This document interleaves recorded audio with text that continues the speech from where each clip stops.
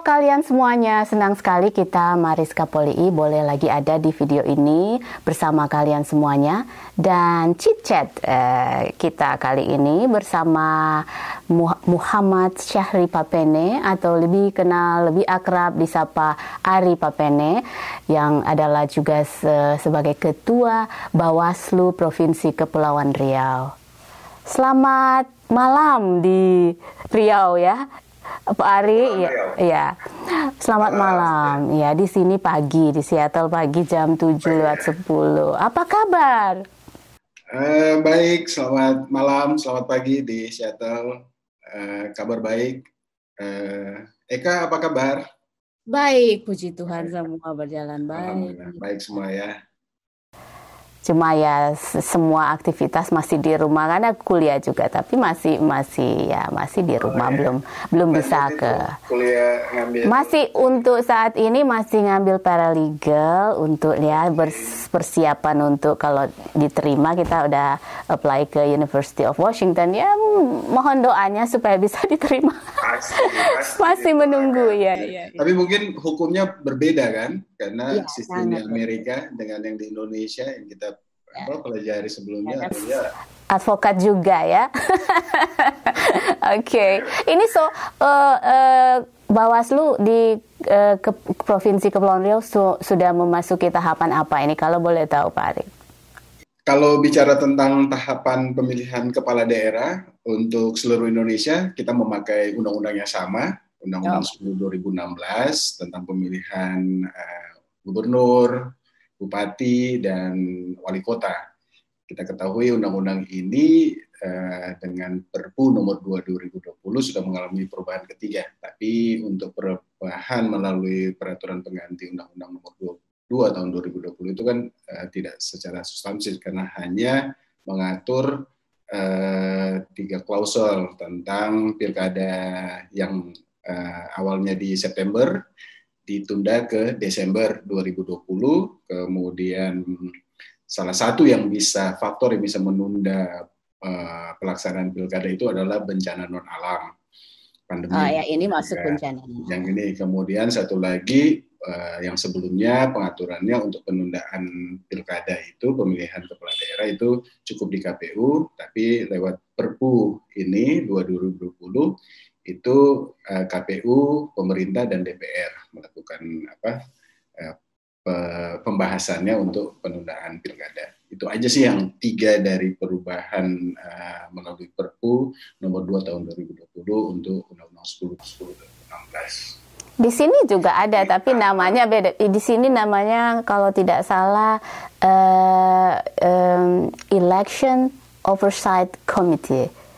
So, agak-agak mirip juga. Cuma mereka di sini 5-7, tapi di sini kan ada dulu Bawaslu Kabupaten Kota, di sini ada subcommittee.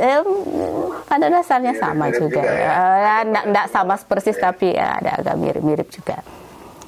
Jadi ini kalau coklat, ada kita dengar ada coklat itu tak? Ya. Dan saat ini verifikasi faktual untuk calon perseorangan, kebetulan di Provinsi Kepulauan Riau untuk pemilihan gubernur tidak ada calon perorangan, tapi di Kabupaten Kepulauan Anambas, salah satu kabupaten yang ada di Provinsi Kepulauan Riau, kemudian di Kota Batam itu ada calon perseorangan, sehingga untuk Kabupaten Kepulauan Anambas dan Kota Batam itu sedang dilakukan verifikasi faktual.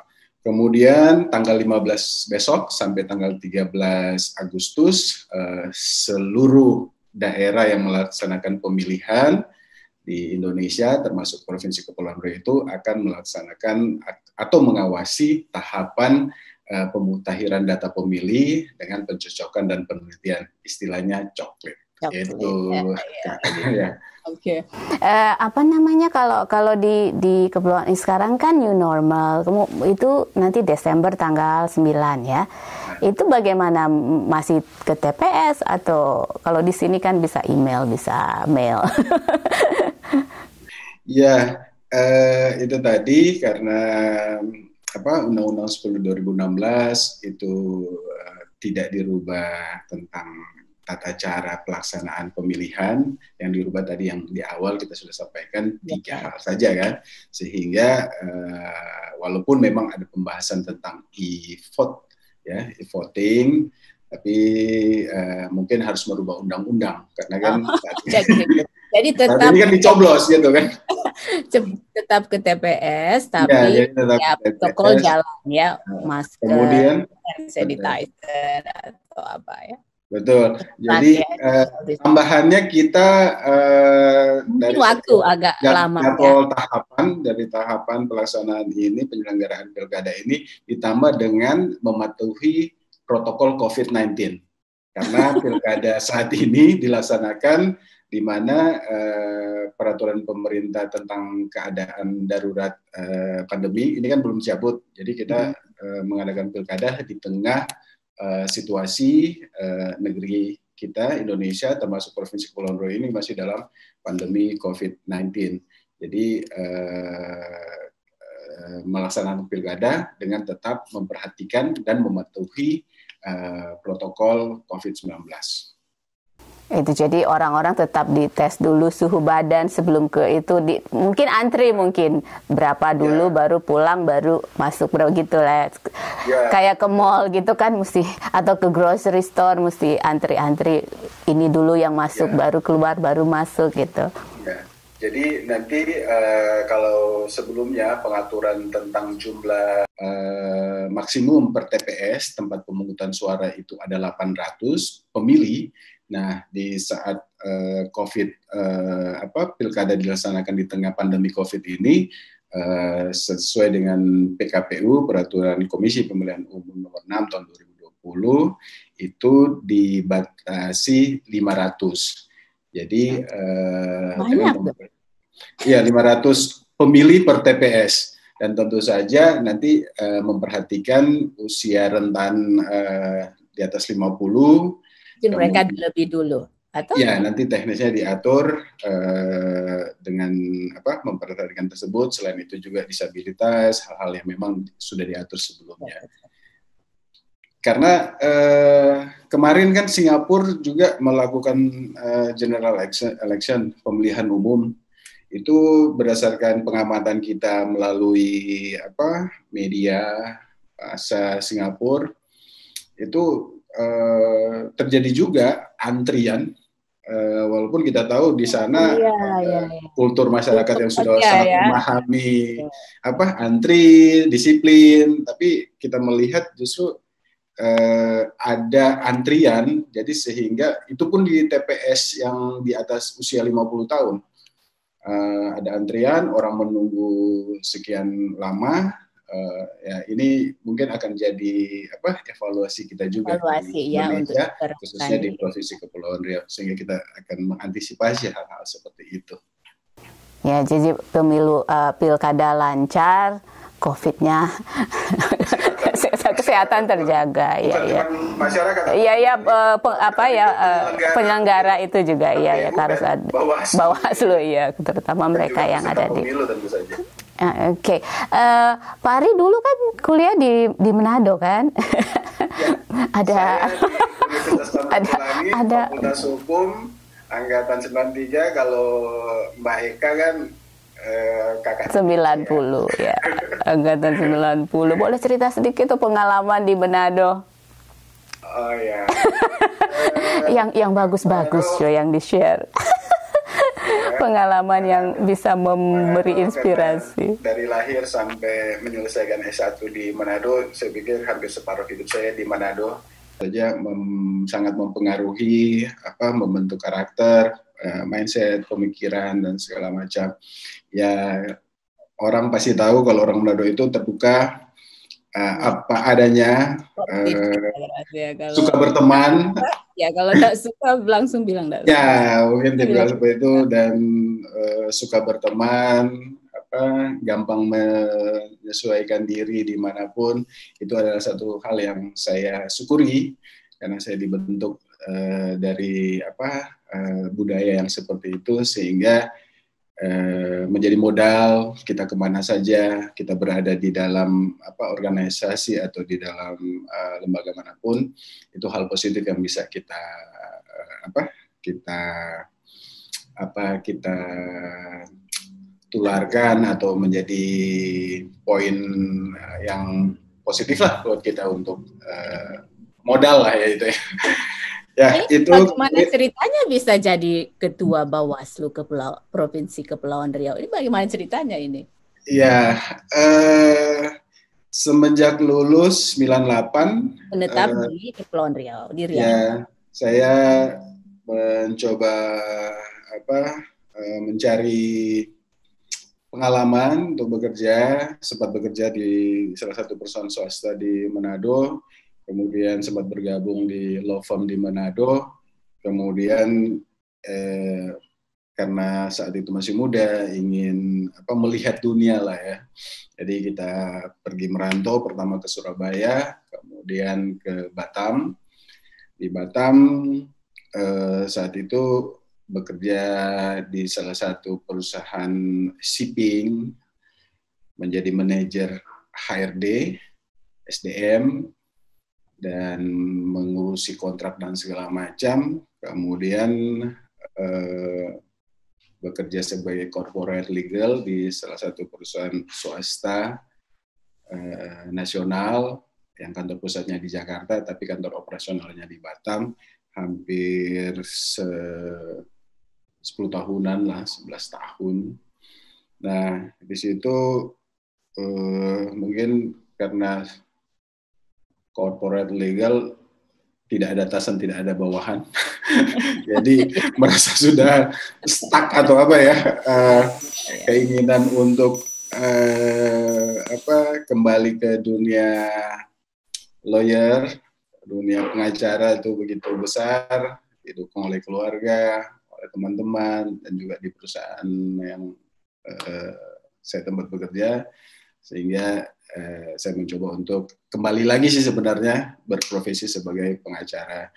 Kemudian berpengacara, kita aktif di LBH, kita aktif dalam pendampingan dan advokasi tindak pidana orang, hal-hal yang siapa yang membutuhkan lah untuk pro bono, selain kita secara profesional juga melaksanakan tugas-tugas yang lain. Nah, dari situ Kepulauan Riau ini, khususnya Batam, saya rasa memberikan banyak kesempatan kepada saya untuk berkarya, sehingga saya mendapatkan penghidupan yang layak, sehingga saya berpikir saya harus memberikan sesuatu kepada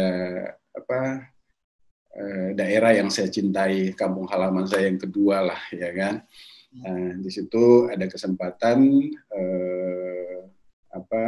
pendaftaran untuk menjadi penyelenggara pemilu. Kemudian entah kenapa saya memilih Bawaslu. Bukan satu. Ya, memilih Bawaslu. Kemudian dari sekian banyak yang melamar, dalam prosesnya alhamdulillah lancar semua. Kemudian sampai dengan fit dan proper test di Jakarta, itu saya masih dipilih dan kemudian dilantik, diambil sumpah sebagai komisioner Badan Pengawas Pemilihan Umum Provinsi Kepulauan Riau. Kemudian dalam pleno, dalam menentukan ketua, kami menyampaikan visi dan misi, bagaimana kita dalam menjalankan dan menegakkan keadilan pemilu khususnya di Provinsi Kepulauan Riau.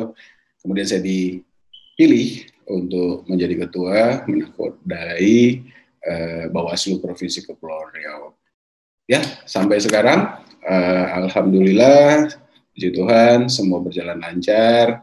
Dan ini pekerjaan kedua setelah kemarin kami melakukan tugas-tugas pengawasan, pencegahan, dan penindakan di pemilu 2019. Ini kami berjibaku lagi dengan tugas-tugas yang sama, pencegahan, pengawasan, dan penindakan untuk pemilihan kepala daerah yang kebetulan di Provinsi Kepulauan Riau ini ada 6 kabupaten kota yang melaksanakan pemilihan kepala daerah, ditambah dengan pemilihan gubernur untuk Provinsi Kepulauan Riau. Mohon doanya agar semuanya bisa berjalan lancar dan amanah ini bisa kami laksanakan dengan baik sampai akhir nanti masa jabatan. Oke, berarti di Batam ketemu ibu di Batam. Ya, saya ketemu dengan istri di Batam. Itu pun dijodohkan, mungkin karena teman kantor melihat. Perasaan ganteng, nggak percaya diri, pengacara malah dijodohkan. Itu karena nggak pede untuk bilang sendiri atau gimana? Ya, bekerja sampai teman sekantor khawatir sehingga dikenalkan, dan memang kalau sudah jodoh tidak lari kemana, dan sampai saat ini sudah punya 1 putra 1 putri, sepasang anak. Jadi ini aktivitas keluarga kalau boleh tahu di era new normal ini, apakah ya lebih banyak di rumah, walaupun sekarang mungkin mall satu persatu buka ya, tapi masih menjalani protokol dari itu, harus pakai masker itu. Jadi di sini orang bilang my COVID vacation. Jadi ya, kalau saya karena di bulan semenjak pandemi COVID-19, pemerintah juga menetapkan lewat Perpu nomor 1 2020 keadaan darurat COVID. Kemudian juga Bawaslu RI menginstruksikan untuk bekerja dari rumah atau work from home. Jadi hampir 3 bulan yang lalu itu kita bekerja dari rumah. Jadi semua pekerjaan dilakukan secara daring, tetap kegiatan-kegiatan baik sosialisasi maupun kegiatan bimbingan teknis bagi jajaran di bawah itu kita lakukan dengan memanfaatkan teknologi informasi ya, seperti inilah Zoom atau Google Meet yang kita gunakan. Itu juga komunikasi rapat dengan Bawaslu RI itu dilakukan dengan daring. Kemudian sama juga di semua sektor, begitu juga di pendidikan, sehingga anak-anak pun ini sudah mau kalau vacation, jadi sudah benar-benar merasakan belajar dari rumah, sehingga kalau disampaikan bahwa nanti sekolah akan buka atau kegiatan-kegiatan lainnya yang mereka ikuti sebelumnya itu seperti olahraga dan segala macam, itu begitu senangnya, begitu gembira. 4 bulan. Begitu juga dengan istri, kegiatannya sama karena berkarir juga di pemerintahan, jadi mematuhi semua protokol arahan dari pemerintah, bekerja dari rumah. Ya, sisi positifnya atau itu kita merasakan kedekatan satu sama lain, karena dari pagi sampai malam itu semua di rumah, tinggal kuota internet aja mungkin yang sering habis.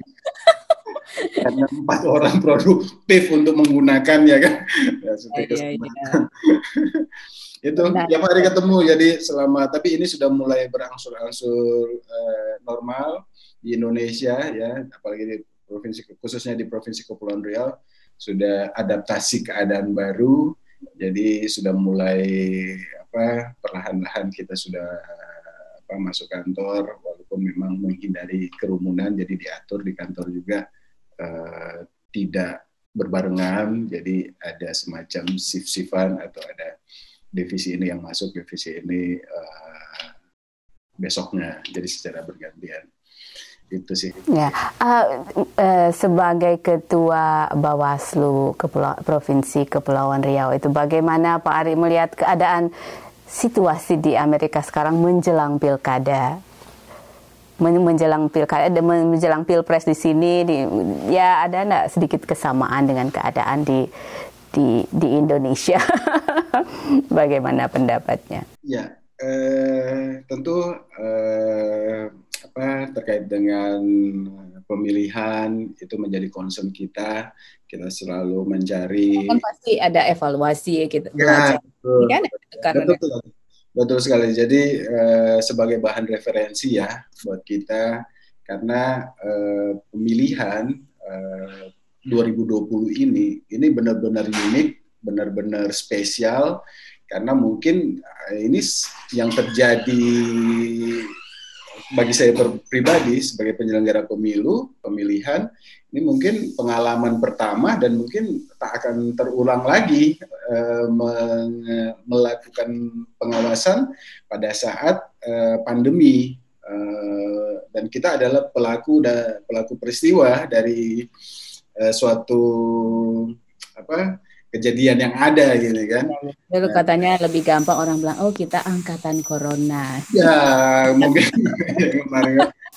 Nah ini dan di beberapa negara itu memang tetap melaksanakan pilkada. Mungkin kita sama-sama mengikuti bagaimana proses, khususnya di Indonesia ya, bagaimana pemilihan ini melalui proses yang panjang untuk ditetapkan tetap dilaksanakan pada 9 Desember 2020.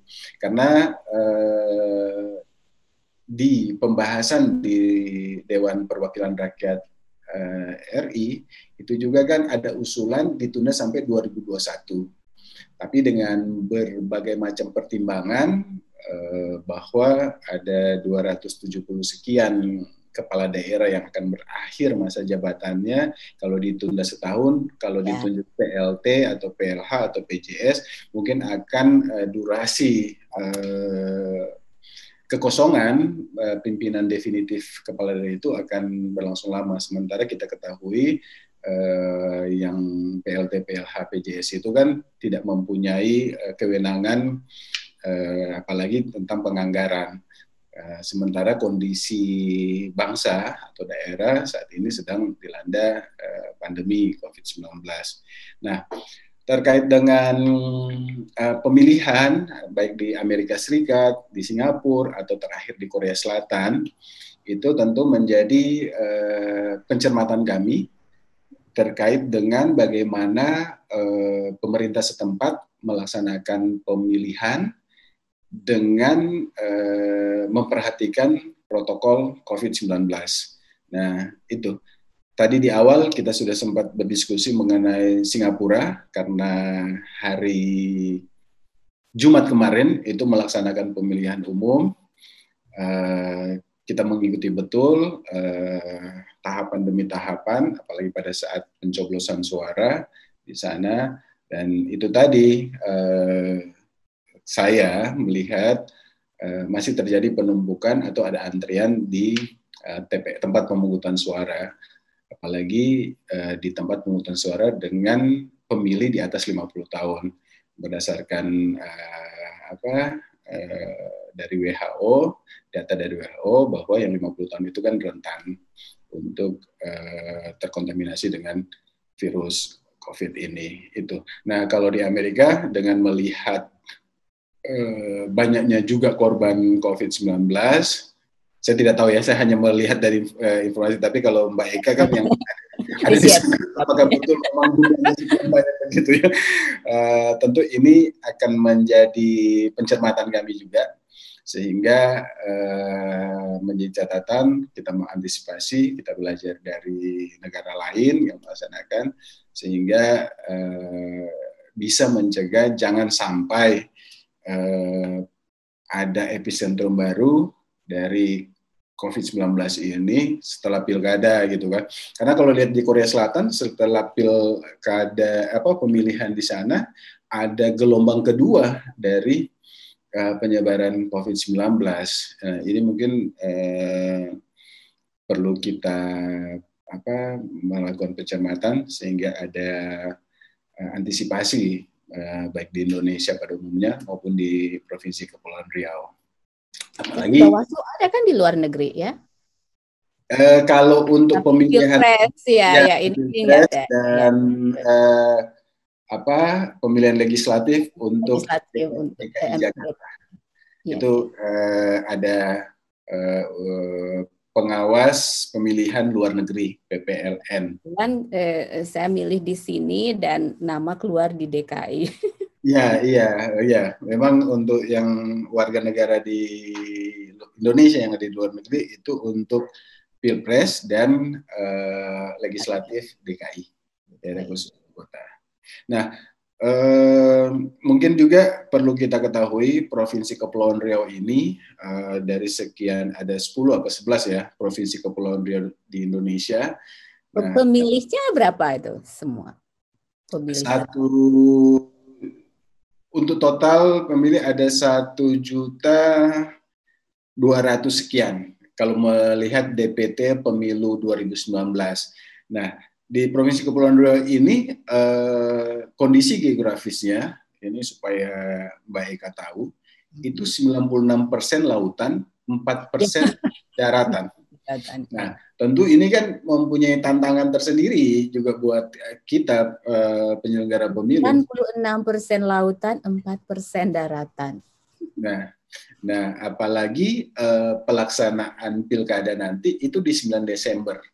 Nah, di bulan Desember untuk daerah kepulauan anomali cuaca itu kalau kita mungkin sebutnya angin utara ya, apalagi mungkin Provinsi Kepulauan itu hampir sama dengan Sulawesi Utara, ada kabupaten kepulauan-kepulauan juga di sekitar. Nah, ini memang memerlukan menjadi tantangan kita sendiri, menjadi tantangan tersendiri dan juga memerlukan inovasi-inovasi atau kreativitas dalam melakukan fungsi-fungsi kami dalam pencegahan, pengawasan dan penindakan sehingga benar-benar bisa efektif dan bisa sesuai dengan waktu, karena untuk penindakan itu kan ada limitatif waktu, kalau sudah lewat waktu bisa daluarsa dan itu berisiko bagi penyelenggara bisa kena kode etik kalau misalnya penindakannya tidak sesuai dengan waktu. Itu Mbak Ika. Soal pencegahan, penindakan itu pengawasan itu benar-benar diawasi atau orang-orang bilang ini kata orang-orang cuma sekedar mengawasi, tapi ya susah juga kita mau bilang cuma mengawasi, menindak, enggak menindak kata ini bagaimana menurut? Ya, tentu saja. Benar-benar ditindak atau benar-benar diawasi, benar-benar ditindak, benar-benar sampai ke kalau untuk penindakan begitu ada dugaan pelanggaran, karena dugaan pelanggaran itu bisa masuk dari 2 pintu kalau sesuai dengan peraturan perundang-undangan itu bisa dengan laporan, kemudian temuan. Nah, laporan itu siapa saja bisa melapor. Nah, kalau untuk undang-undang pemilihan kepala daerah, Undang-Undang 10 2016, pelapor itu warga negara Indonesia yang sudah mempunyai hak pilih dan mempunyai kartu identitas atau KTP di daerah pemilihan setempat, kemudian pemantau pemilu dan peserta pemilu. Kemudian temuan itu adalah dari hasil pengawasan aktif pengawas pemilu. Nah, kemudian dari laporan atau temuan itu akan masuk ke Bawaslu, kemudian Bawaslu akan memverifikasi, mengklarifikasi, terpenuhi syarat formil dan material ya, kalau orang hukum udah tahu lah. Tapi kan ini kan kesulitan nggak untuk mengawasi, kan ini pandemik dan susah itu nggak boleh terjun langsung atau bagaimana dia bicara untuk mau mengawasi, kan agak sulit juga nanti kan money politics atau something gitu kan. Sekarang mau lihat waktu dapat susah mau mengawasinya bagaimana. Tapi itu tadi di awal tadi, apalagi dengan kondisi Kepri Kepulauan Riau ini kan tidak seperti Pulau Jawa yang 24 jam bisa terhubung melalui transportasi darat atau apa. Nah, kalau di Provinsi Kepulauan Riau ini untuk ke Natuna atau ke Anambas itu memang ada transportasi udara, juga ada transportasi laut, tapi untuk khusus transportasi laut itu harus kalau otoritas pelayarannya bilang ini kondisi lagi nggak bagus, ya nggak boleh berlayar itu kan.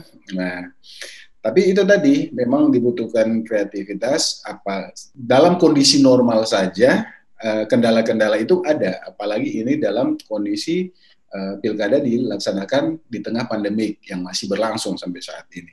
So money politics gimana? Nah, money politics kalau ini. Kan Bawaslu juga gencar. Betul. Nah, di Undang-Undang 10 2016 memang semua, saya selalu bicara undang-undang karena itu memang dasar untuk melakukan penanganan gitu kan apabila ada dugaan pelanggaran. Kerjaan Bawaslu kan? Ya, gitu kan. Jadi untuk politik uang itu diatur di 187A ya kalau tidak salah. Nanti kita koreksi saya kalau saya salah. Itu untuk pemberi dan penerima itu diberikan sanksi. Tapi kan kita melihat Undang-Undang 2017 kita Indonesia ada 2 undang-undang, undang-undang pemilu dan undang-undang pilkada. Undang-undang 7 undang-undang pemilu. Kalau untuk pilkada kita memakai undang-undang 10 2016. Nah, kalau di undang-undang pemilu itu yang dikenakan sanksi pidana itu adalah pemberi. Nah, kalau di Undang-Undang 10 2016 ini untuk pemilihan itu pemberi dan penerima. Ya. Kemudian juga partai politik itu dilarang meminta imbalan. Ya, soalnya ada kan di istilah yang keren itu mahar politik. Mahar. Nah, ya ada orang-orang yang suka bilangnya yang sangat aktif bilang no money politics, tolak money politics dan sebagainya. Tapi ada orang-orang yang bersikap okay, good luck then. Sinis gitu maksudnya. Bagaimana? Ya, mungkin, jadi tentu pertama-tama yang upaya-upaya yang kami lakukan atau ikhtiar-ikhtiar yang kami lakukan ya karena memang tugas kami dalam pengawasan itu dengan melakukan sosialisasi. Kita melakukan sosialisasi kepada stakeholder, pemangku kepentingan yang nanti akan terlibat baik peserta partai politik ataupun relawan-relawan pengawasan partisipatif. Itu dilakukan sosialisasi, dilakukan pemahaman mengenai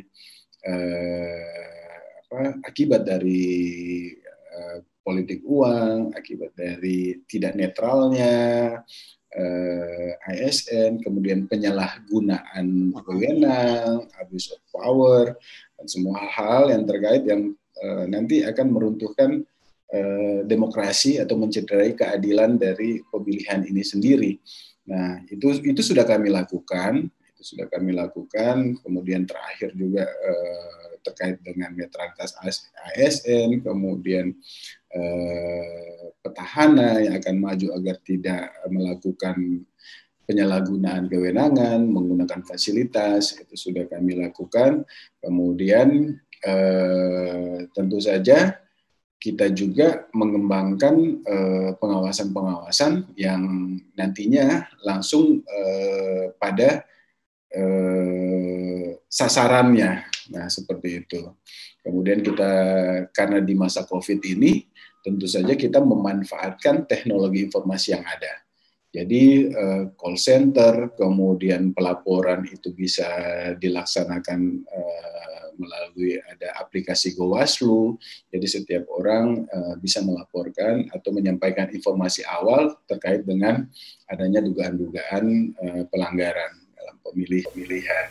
Ya, lebih itu karena semua orang sekarang bekerja remotely ya. Jadi malah lebih efektif karena remotely. Jadi kapan saja bisa ya. Iya, saat itu dikirim, langsung saat itu terdeteksi ini dari mana, itu langsung bergerak. Dan kita juga bekerja sama dengan pihak kepolisian ya, terutama tentang ujaran-ujaran kebencian, hoax dan atau SARA di media massa sosial itu. Oke, Pak Ari, terima kasih. Terima kasih. Senang sekali bisa chit-chat dengan Pak Ari. Salam buat istri dan anak-anak ya. Semoga lancar. Saya bantu doa lancar semua ya pilkada terutama cuaca ya, bersahabat cuacanya karena Fahri bilang itu susah diprediksi ya. Semoga semua lancar. Terima kasih, stay healthy, stay safe. Terima kasih juga, salam buat keluarga. Ya, terima kasih. Oke, itu dia tadi video chit chat dengan Ketua Bawaslu Provinsi Kepulauan Riau, Bapak Muhammad Syahri Papene. Dan seperti biasa, saya punya tips untuk Anda. Ini dia. Hi, I'm Marty Lyons, and I'm here to talk about 5S. When we want to think about trying to do things easier in our lives, how do we get more time back to do things we want to do? We're always doing all kinds of projects, whether it's at work or at home, and the whole idea is, from my perspective, how do we make it easier? We can figure out how to make it more efficient, but if it means you have to work harder, nobody wants that. We all want easy. So one of the first places to start on how do you get organized and do this is called 5S. The 5S is taken from Japanese words that all began with the sound of S. And fortunately, we have enough words in the English vocabulary to find similar words that serve the same purpose. So the first S is sorting, so I'll go through them quickly. There's sorting, setting things in order, sweep, standardize, and sustain, or self-discipline. The first one is sorting. So let's use a simple task that everybody can understand. You're going to make a peanut butter and jelly sandwich. So you get out your bread and the peanut butter and the jelly and a plate and napkins or whatever. And then you make your sandwich and you put it on the plate and you go sit down and watch TV and eat your food.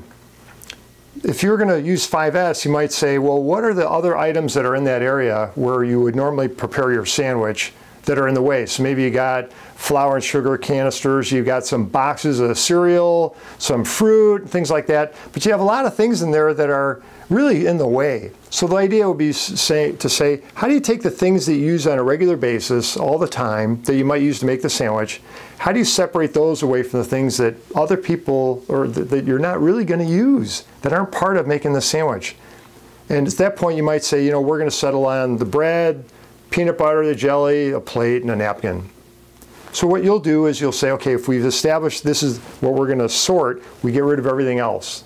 And then we're going to set them in order. Instead of having the bread here and the jelly up there and the peanut butter down there or whatever, let's put them in the logical order of how you're going to use them so it's the easiest way of doing it. In this case, it might be working from left to right is bread, peanut butter, jelly, plate, and napkins.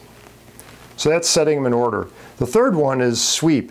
A lot of people confuse that, thinking you've got to get it out of broom and sweep, or it's about wiping things down, trying to make things clean. And it's a misinterpretation of that. What it really means is, how do you have a visual sweep so at a glance you can see, is everything where it's supposed to be? It's that simple. The fourth one is standardize. If I like making my sandwich this way, but I have a sister who is left-handed and she likes making it the other way, and you have all these little wars going on of who wants to do it which way, say, you know what, to the extent we can, how about if we all sit down and agree, what's the best way for all of us to go ahead and use this process to make a sandwich? And the last one is self-discipline. It really should be the first one. If you don't have the self-discipline to sustain the gains that you've made on making changes, in a lot of ways, don't bother doing it because you're telling people you don't have follow-through. So if you have the resolve to go ahead and do this, then go ahead and pick a task at home. It might be cleaning the kitchen, setting up for how do you really use the kitchen. It might be setting up your caddy of items that you're going to use for cleaning the bathroom so that you can get the bathroom cleaning down to 15 minutes instead of an hour and a half because you hate doing it and the stuff's all over the place. But how can we look at the things that we do every day so that we literally are working smart, using our brain, instead of substituting that with a lot of labor? So let's work smart and not hard. There's your tip for the day. Have a great day. Don't forget to subscribe. See you later.